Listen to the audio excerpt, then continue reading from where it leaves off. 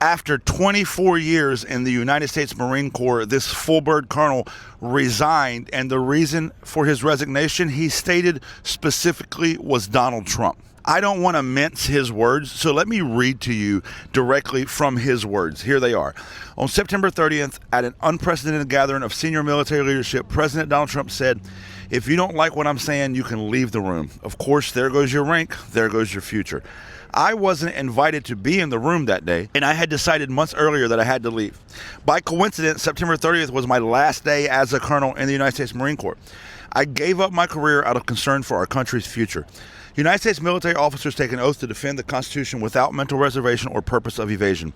I swore or repeated that oath under 5 presidents, starting with former President Bill Clinton. I risked my life for it, serving as an infantry officer in 2 wars. I watched Marines die for it. No commander-in-chief is perfect. President Clinton's moral failures are well known.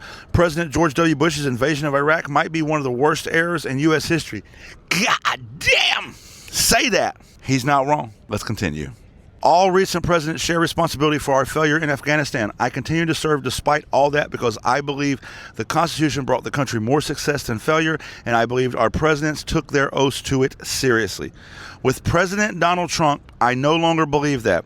During his first terms, his action became increasingly difficult for me to justify, culminating with the January 6th attack on Congress as it tried to execute its duties. He then goes on to further explain that he doesn't believe this president takes seriously his oath to the Constitution or even feels obligated by it. Further on in the letter, he goes on to describe him deploying the National Guard, his ignoring judges' orders. He goes on to explain the things he's doing in the various cities with ICE, all the things that you and I know.